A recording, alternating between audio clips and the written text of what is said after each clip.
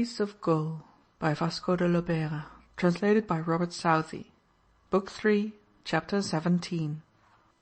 How King Lisuarte sent for his daughter Oriana to deliver her up to the Romans, and of what happened with the Knight of the Firm Island, and of the battle which Don Grumedan and the companions of the Greek Knight fought against the 3 Roman challengers, and how after the Romans were conquered, the companions of the Greek Knight went to the Firm Island, and of what they did there.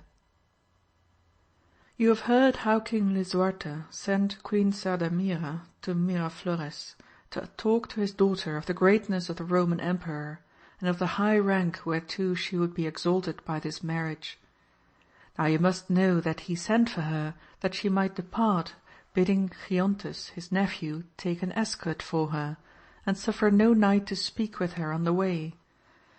Giontes took with him Cangel of Sadoca, and Lasanor, and other guards, and went to Miraflores, and having placed Oriana in her litter, for she could not go in any other manner, by reason of her exceeding affliction and continual tears, they and Queen Sardamira and her company took the road to Tachades. On the 2nd day of their journey what you shall now hear befell them. Under some trees near the roadside there sat an armed knight upon a grey horse beside a fountain.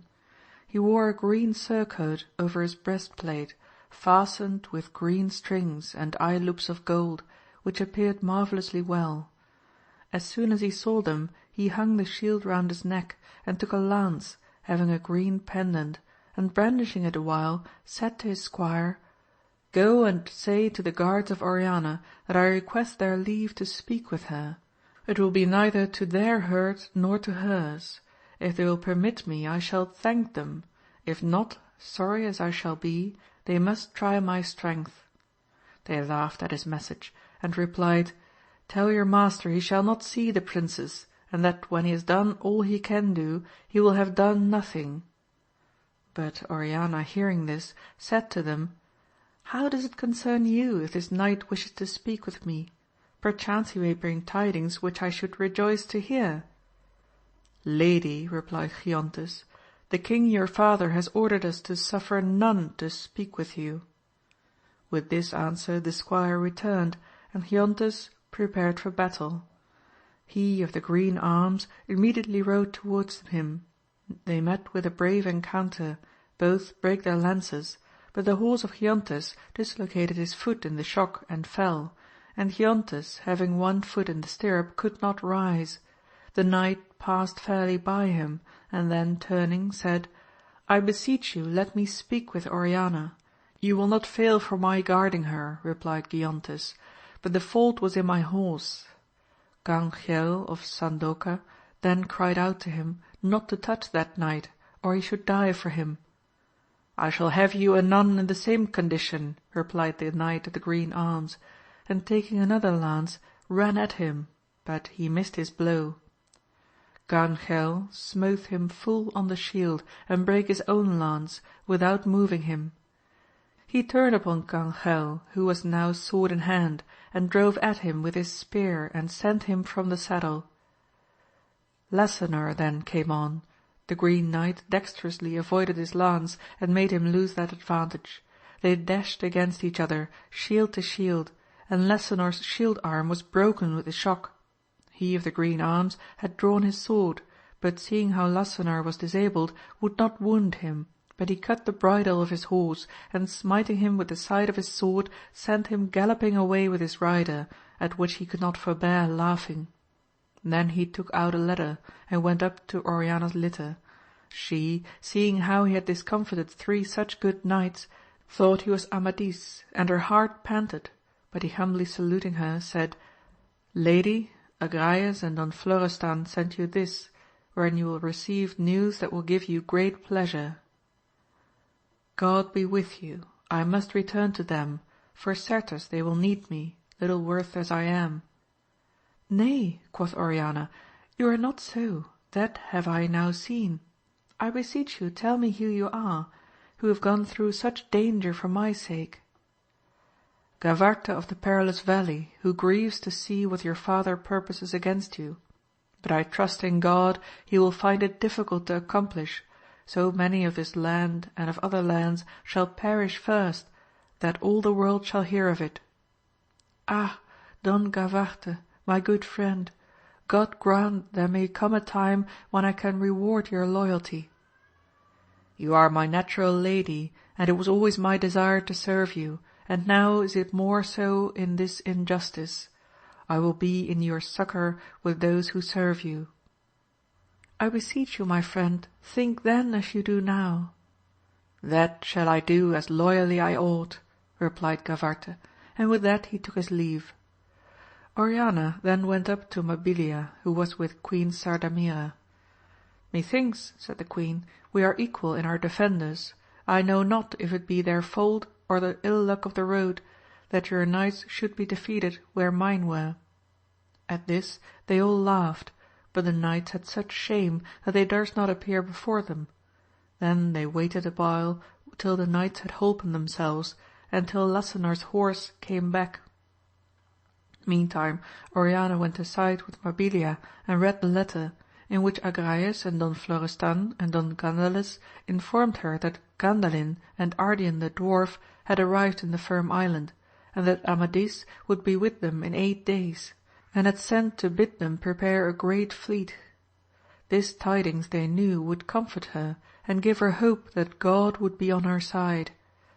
At this were they greatly comforted as with hopes of life, for before they had only looked for death, and Mabilia comforted Oriana, and besought her to eat, but she who had not eaten food before for great affliction could scarcely eat now for very joy.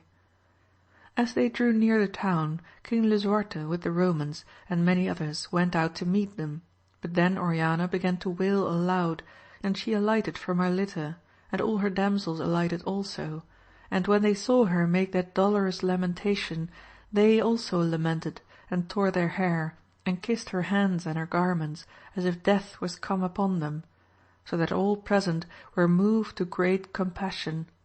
The king beholding this was greatly displeased, and he said to King Arban of North Wales, Go to Oriana, and tell her I feel the greatest pain in the world to see her thus, and command her from me to return into her litter, and bid her damsels remount their palfreys, and let her make better cheer and go to her mother, for I will tell her news that shall rejoice her.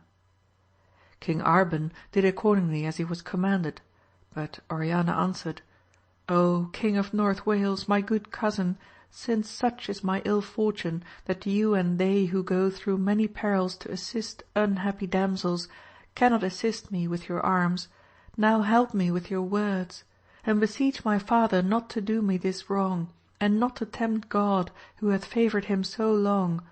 Persuade him to come to me, my cousin, and with him Count Argamon and Don Grumedan, for I will not stir from hence till they come. King Arban, hearing her speak thus, could not reply for weeping. He went back to the king and repeated what Oriana had said. But King Lisuarte was full loath to expose himself to public view with his daughter, for the more notorious her repugnance and grief should be, the greater would be his fault.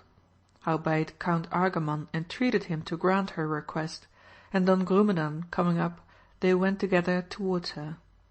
When Oriana saw him approaching, she went on her knees towards him, and her damsels with her, but he alighted and took her up and embraced her. My father and lord, said she, have pity on your own child, and hear me before these good men. Daughter, said he, say what you please, I will hear you as I ought with fatherly love. Then she fell upon the ground to kiss his feet, but he drew back and raised her again, and she said, My lord, it is your pleasure to send me to the Emperor of Rome, and to separate me from you, and from the Queen my mother, and from this land of which God has made me a native. From this departure I expect nothing but death, either that it will come to me, or that I shall give it to myself, so that in neither way can your will be performed, and you will incur great sin. I shall be disobedient, and that upon your account, or I shall die and by your fault. But to prevent all this, and to serve God, I will enter into religion, and so pass my life, leaving you to dispose of your kingdom as it may please you, and the right which God hath given me I will renounce to my sister Leonoreta, or whomsoever else you may choose. And better, sir, could you give her to the Emperor of the Romans than me, for should he obtain me he will become your mortal enemy, all that he covets being the possession of this kingdom." "Daughter," replied the king, "I understand what you say, and will answer you before your mother. Go into your litter and proceed to her." They then placed her in her litter and conducted her to the queen, who received her with great love, but weeping, for that marriage was against her will.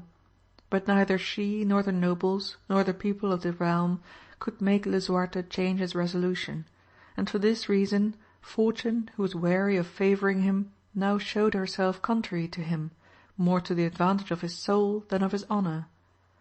Count Argamon, perceiving that his advice was of no avail, requested leave to go to his own land, and he departed. The king then, after he had taken food and the cloths were removed, called for Brondachel of the Rock, and said to him, "You see, my friend, how much this marriage is against the will of my daughter and of my vassals, who dearly love her, but I will not for that depart from my promise. Make ready your vessels, and on the 3rd day I will deliver her into your charge. But when you have her on board, see that you do not permit her to quit her cabin, lest some evil should happen." Brondachel answered, "All shall be done, sir, as you command. And though it be now grievous to my lady the Empress to depart from this land where her friends are, yet when she beholds the greatness of Rome, and how knights and princes will then humble themselves before her, she will soon be well satisfied, and ere long, sir, we shall write to you such tidings." The king smiled and embraced him, saying, "I believe that you are such as will soon make her regain her cheerfulness." Salustanquidio, who was now recovered, besought him to send Olinda with his daughter, and he being a king promised to take her to wife when she arrived. At this the king was well pleased, and praised Olinda, saying, that for her virtues and great beauty she well deserved to become a queen. The next day they stored their ships, and Magalin and his brethren presented themselves before the king, and said to Don Grumedan, "The day of your shame is come, for tomorrow is the term which you in your folly appointed for the combat. Hope not to avoid it, for that can only be done by your confessing yourself conquered. You shall now pay for your insolence as one who have more years than wisdom." Don Grumedan, who was almost beside himself at this menace, rose up to answer, but the king, who knew his temper when his honour was concerned, said to him, "I beseech you, Don Grumedan, for my sake say nothing in reply, but make ready for the battle. You know better than any one else that these matters are not to be decided by words but by deeds." "Sir," said he, "I will obey you. Tomorrow I will be in the field with my companions, and then shall the worth or the no worth of each be known." The Romans then retired, and the king, calling Don Grumedan apart, asked of him, "Who have you to help you against these knights? For they appear to me strong and courageous." "Sir," quoth the old man, "I have God to help me, and this body, and this heart, and these hands, which he hath given me. If Don Galaor should arrive before Tyrus tomorrow, I shall have him, for I know he will maintain my cause, and then I care not for a third. If he does not come, I will fight them all three, one after another, if that may be allowed." The king replied, "Do you not see that the challenge was 3 against 3, and they will not alter it? As God shall help me, I grieve to see that you have no comrades such as you need in this great danger." "Sir," cried the old knight, "fear not for me. God will help whom he pleases. I go against pride with courtesy and fair dealing, and that which is pleasing to God will bear me out. If Don Galaor should not come, and none other of your knights should offer themselves, I will take the 2 best of my own." "Nay," replied Lisuarte, "such assistance could not avail you. I will advise you better, my friend. I will secretly adventure my body with you in the battle, for you have often thrust yourself into extreme perils for me, and ungrateful should I be if I did not risk my life and honour for you in return." And while he said this, he embraced the old knight and wept. Don Grumedan kissed his hand and answered, "This is indeed the greatest favour I ever received from you, and more than any services can ever have deserved. But this must not be, and God forbid that a king like you should commit such a fault, for you are king and lord and judge, and must deal by strangers in this case, even as by your own subjects." "Since it is so then," said Lisuarte, "I can only pray to God to help you." Don Grumedan then went to his lodging and ordered 2 of his knights to prepare to assist him in this battle. But I tell you that courageous and practised as he was, his heart was bursting, for these men were not such as were needed in such a combat. Yet so good a heart had he, that rather would he have died than have done or said anything that might shame him, and he showed no fear. That night he passed in St. Mary's Chapel, and on the morrow heard mass there with great devotion, beseeching God that he might perform this battle to his honour, or if it was his pleasure, that his days should then come to an end, to have mercy on his soul. Then with a good courage he called for his armour, he put on his breastplate which was strong and white, and over it a coat armour of his own colours, which were murrey with white swans. Before he had finished arming himself, there came in the fair damsel who had been ambassadress to Gersinda and the Greek knight, and with her 2 other damsels and 2 squires. She bore in her hand a goodly sword with rich accoutrements, and inquired for Grumedan, to whom she said, "Sir, the Greek knight, who loves you for what he has heard of you since he came into this land, and because he knows you have to do battle with the Romans, has left 2 right good knights, those whom you have seen in his company, and requests you to take no others as your comrades in this combat, but accept them on his faith without fear. And he sends you also this good sword, which has been tried as you beheld, when he struck the stone pillar with it, chasing that Roman." A joyful man was Don Grumedan at hearing this, knowing his own danger, and that they who were in the company of the Greek knight must be good men. "Damsel," said he, "God prosper the Greek knight, who is thus courteous to me, whom he knows not, and God grant that I may one day requite him." She replied, "Sir, you would truly esteem him if you knew him, and so will you these his comrades when you have tried them. Go now forth, for you will find them waiting for you at the lists." Don Grumedan drew the sword which had been sent him, and he saw how bright it was, and that it bore no mark of the mighty blow it had given, and he blessed it, and girded it on instead of his own.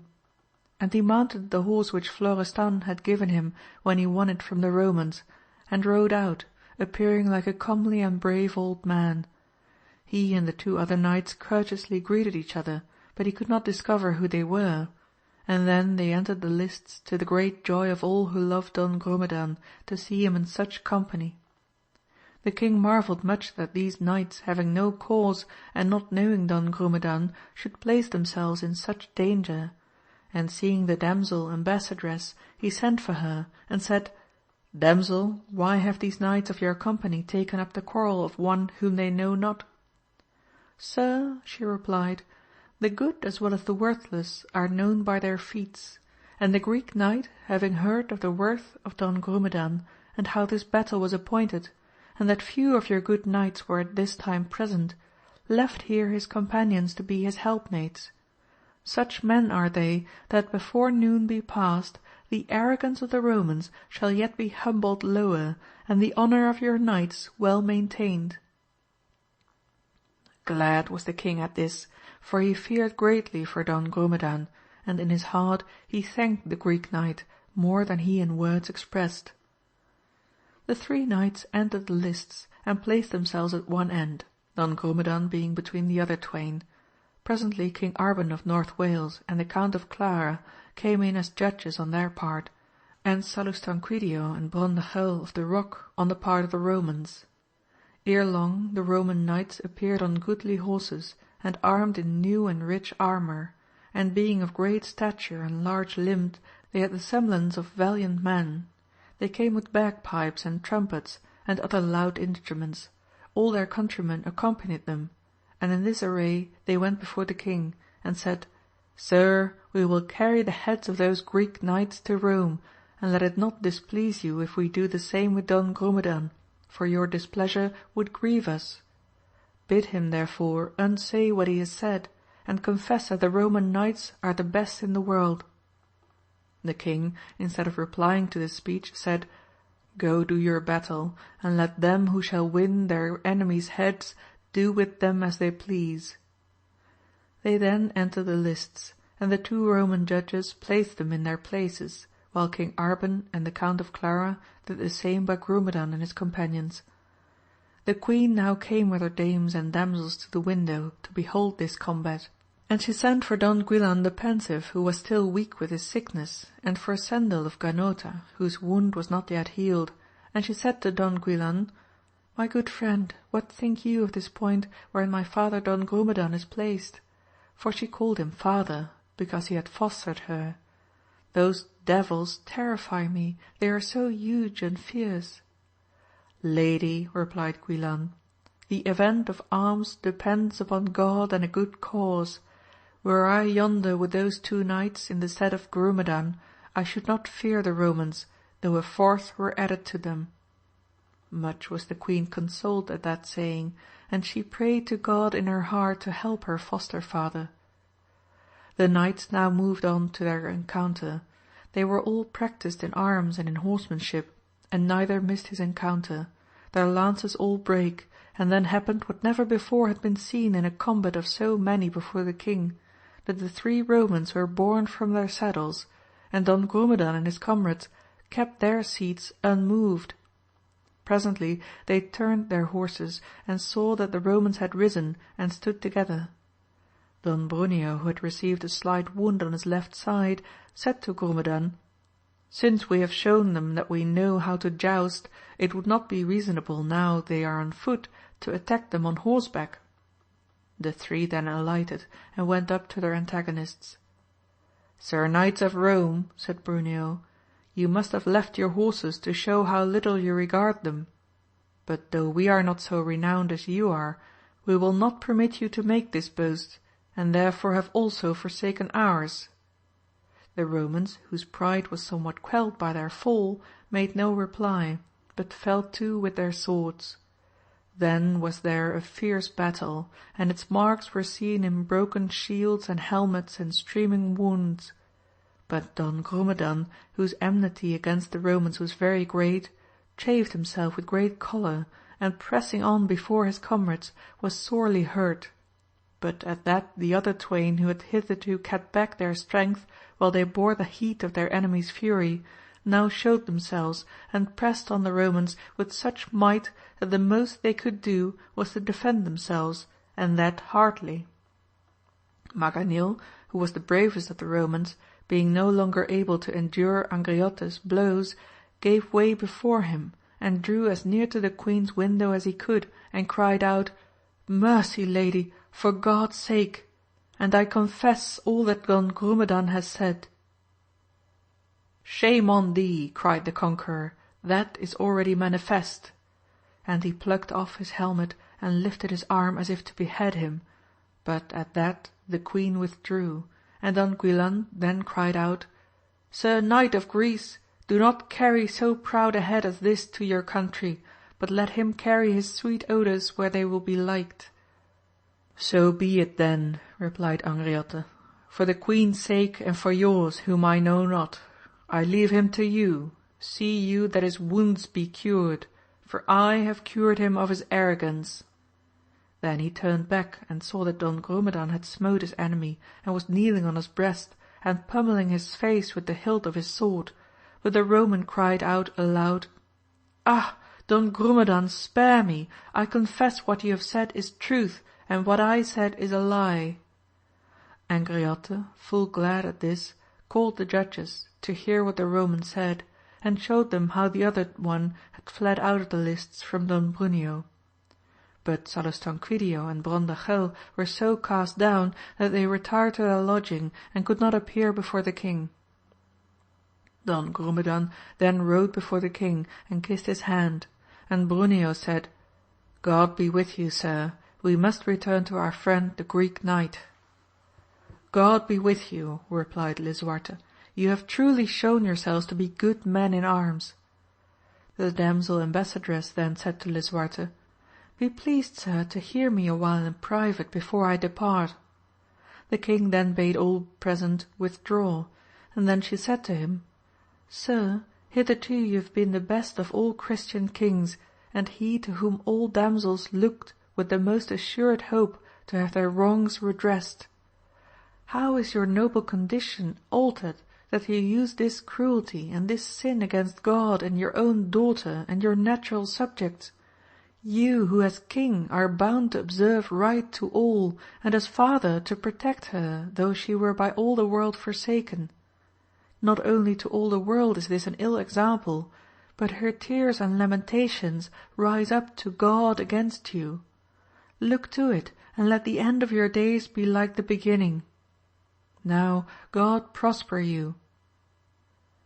God be with you, damsel, replied Lisuarte. Of a truth I believe you are good and of great discretion. She went to the two knights, and they embarked on board their galley, and made such speed that in 2 days and nights they rejoined their fleet. Joyfully were they welcomed, and right glad was the Greek knight to hear how they had succoured Don Grumedan in his need. Know you what the king will do with his daughter? Said Grasinda. In 4 days she will be delivered to the Romans. But to see, lady, the grief which she and her damsels and all the people make, no tongue can tell it. Tears came into Grasinda's eyes, and she prayed God to send that poor princess some help in this so great and undeserved a calamity. But the Greek knight was a happy man hearing this, for he had resolved to rescue her. He neither regarded the power of King Lisuarte nor of the Emperor of Rome, for he could give them enough to do, and as by no other way could he hope to gain possession of his beloved, so also in thus winning her she would be his without any fault or breach of duty. These thoughts possessed him, when at the hour of tears they reached the port in the Firm Island. The islanders, who daily expected him, had seen the fleet afar off, and knew his signals. Then was their great joy, for they all loved him well, and they crowded down to the shore, and with them his kinsmen and friends. When Grasinda beheld such a multitude awaiting them, she was greatly amazed, and the more so hearing them shout welcome, welcome our lord, who has so long been absent from us. Sir, quoth she, how is this that they greet you thus? He replied, Pardon me, lady, that I have so long concealed myself, for otherwise I could not have done without danger. I am master of this island, and that Amadis of Gaul, of whom you have sometimes heard. These knights are all my kinsmen and friends, and that multitude my vassals. Hardly will you find knights in the world to equal their valour. I did not know you, replied Grasinda, and I treated you as a poor errant knight. Howbeit some consolation is it to think that what honours you received from me were paid to your own valour only, not to your rank or power. Lady, said Amadis, the honours I received from you are more than either I or those who are better than me can ever repay. Now had they reached the shore. Don Gandales was ready with 20 palfreys for the damsels, but for Grasinda her own palfrey was landed, whose trappings were worked with gold and silver. She clad herself in rich attire, planks were laid from the boat for the landing, and on the shore Agrayes stood to welcome them, and Don Quadragante, and Don Florestan, and Gavarte of the Perilous Valley, and the good Don Dragonis, and Orlandin, and Ganges of Sadoca, and Argamon the brave, and Sardonan the brother of Angriote, and his nephews Pinores and Sarquiles, and Madansil of the Silver Bridge, and above 30 other good knights, and the good knight Enil was already in the boat talking with Amadis, and Ardian the dwarf, and Gandalin with the damsels of Grasinda. Then Amadis took Grasinda by the arm and led her on shore, and Agrayes and Florestan placed her on her palfrey, and she and her damsels were conducted to the rich palace whereof ye have formerly heard. Then was there great feastings made by Gandalin, and Ardian the dwarf, who was steward of the hall, saw that all was well ordered, and many things did he say of merriment whereat they all laughed. Amadis took Master Helisabad by the hand and told all the knights that to him next to God he was indebted for his life, and he placed him at table between himself and Gavarte of the Perilous Valley. Yet could not all this festival, nor the joy at seeing again so many and so dear friends, so cheer Amadis that he was not sorely troubled, fearing lest the Romans might escape him on the sea. So after the cloths were removed, he besought all the knights to remain and hear him. They were all silent, and he began. Sirs, since I left you last, I have traversed many strange lands, and achieved many adventures, whereof it would be long to tell. But what most occupied me was to redress the injuries of dames and damsels, for as they are born to obey, and as their strongest arms are tears and sighs, so are we bound to protect them against all who would do them wrong, and fight their battles, even as the Greeks and Romans did in old times, whereby they have obtained such glory as shall last while the world endures. But now since my return to these countries I have heard how King Lisuarte will deprive his daughter Oriana of the kingdom which is her lawful inheritance, and give her in marriage to the Emperor of Rome, against the consent of all his people, and against her own will, for she cries aloud to God and to the whole world, complaining of this great cruelty. If this indeed be true that Lisuarte will commit this wickedness, fearing neither God nor man, in an ill hour were we born if we do not remedy it. Now tell me each of ye your judgment, for ye know mine. The knights looked at Agrayes to speak for them. Your coming, my good cousin, quoth he, hath doubled our strength and courage, yet when we had little hope of that, we had determined to prevent this wrong, and die ourselves, or destroy these Romans. This did they all affirm, and cried out that there should be no delay. Then Amadis left Grasinda in the care of Ysanjo the governor, and he would have left Master Helisabad also, but the master said, Sir, if ever I can serve you, it must be in adventures like these, wherein you may perchance stand in need of my skill. Ah, good master and my good friend, cried Amadis, God grant that I may live to give you a fit guerdon. Then bade he all the roads be guarded, that no tidings might be carried from the island, and that night they all embarked and made sail towards that part of the sea whereby the Romans must needs pass. End of Book 3, Chapter 17.